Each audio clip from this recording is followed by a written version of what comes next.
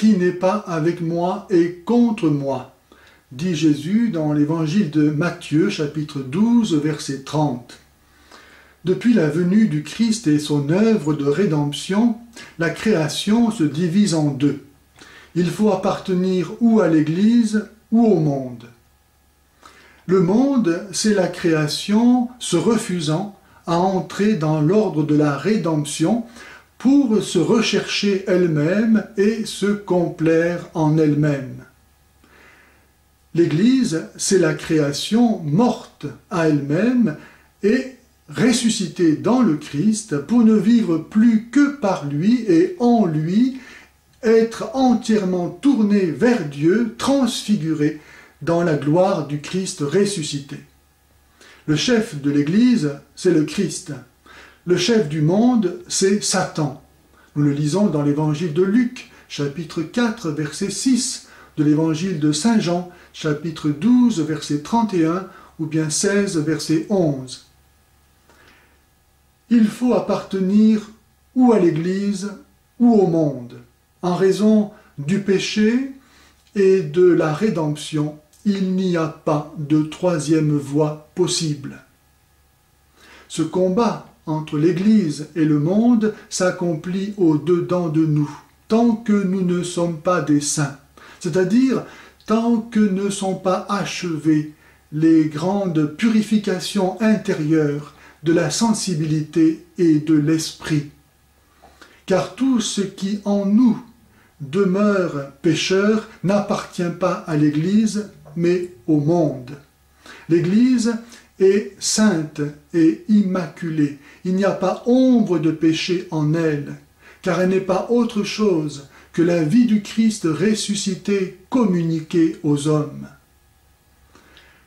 Les saints sont ceux en qui tout appartient à l'Église et plus rien au monde pécheur.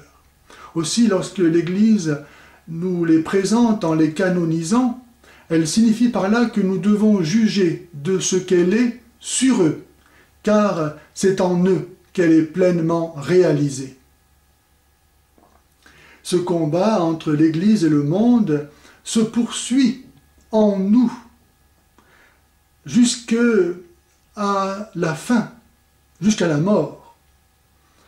Il n'est pas possible qu'il y ait une réconciliation entre l'Église et le monde. Ils sont inconciliables et ne pourront jamais s'accorder.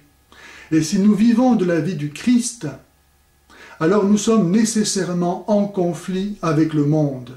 Et le monde ne peut pas ne pas nous haïr et nous persécuter, comme nous le lisons par exemple dans l'évangile de Saint Jean, au chapitre 15 et au verset 18 à 20.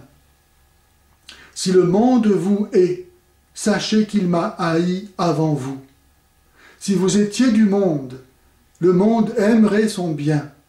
Mais parce que vous n'êtes pas du monde, puisque mon choix vous a tiré du monde vous hait. » Ou bien on peut lire aussi dans la première épître de Saint Jean, au chapitre 2, verset 15.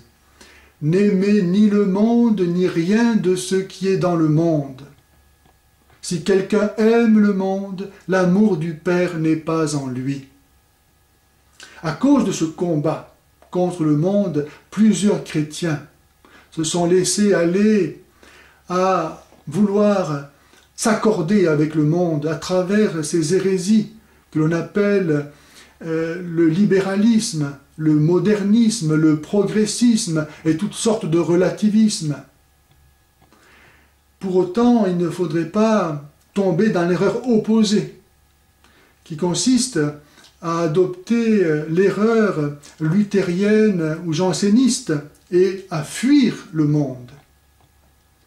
Jésus nous dit dans l'évangile de Saint Jean au chapitre 17, « Je ne te prie pas de les retirer du monde, mais de les garder du mauvais. Ils ne sont pas du monde comme moi je ne suis pas du monde. Consacre-les dans la vérité, ta parole est vérité. Comme tu m'as envoyé dans le monde, moi aussi je les ai envoyés dans le monde. » Chapitre 17, versets 18 à 20. C'est donc clair, Il ne faut pas suivre le monde ni fuir le monde. Il faut affronter le monde avec la puissance infinie de la croix de Jésus-Christ. En fait, ces deux erreurs viennent d'un manque de foi dans la puissance infinie de la croix de Jésus-Christ, d'un manque de foi dans la victoire que Jésus-Christ a acquise d'une façon définitive le vendredi saint et le jour du Pâques sur le péché et ses conséquences. À cause de ce manque de foi, on a peur du monde et de toute sa puissance. Et parce qu'on a peur, on va chercher à lui plaire, ou bien on va le fuir. Mais si on a foi dans la puissance infinie de la croix de Jésus-Christ, alors ni on ne fuit, ni on ne cherche à plaire au monde, mais on l'affronte, sans crainte, pour lui ravir tous les hommes, les sauver, sauver les activités humaines, sauver les progrès humains, et tout ramener au cœur de Jésus, car tout est parti de là, et tout doit revenir là. Jésus, dans l'évangile de Saint Jean, chapitre 12, verset 32, dit « Lorsque j'aurai été élevé de terre, j'attirerai tout à moi. » Il faut donc venir à ce cœur de Jésus pour recevoir le pardon de nos péchés. Lui qui pardonne le plus grand de tous les péchés, le déicide. Il veut nous faire don de sa miséricorde. Rien, aucun péché n'est plus grand que sa miséricorde. Il nous pardonne tout. Encore faut-il venir à lui, à cette croix, pour confesser nos péchés et croire à son amour. Et si on ne veut pas venir à cette croix, eh bien il faudra venir au jour du jugement pour recevoir la sentence de la justice. Nous sommes les grands vainqueurs si nous croyons à cette puissance de la croix de Jésus. Pour finir, je vous lis ce que saint Paul exprimait à ce sujet dans l'Épître aux Romains au chapitre 8, versets 35 à 39. « Qui nous séparera de l'amour du Christ ? La tribulation, l'angoisse, la persécution, la faim, la nudité, les périls, le glaive, selon le mot de l'Écriture, à cause de toi, l'on nous met à mort tout le long du jour. Nous avons passé pour des brebis d'abattoir. Mais en tout cela, nous sommes les grands vainqueurs, grâce à celui qui nous a tant aimés.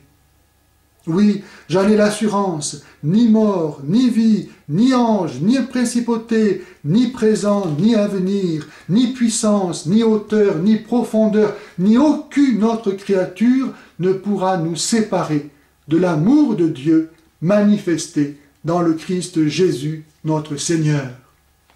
Sa grâce et sa miséricorde soient avec vous.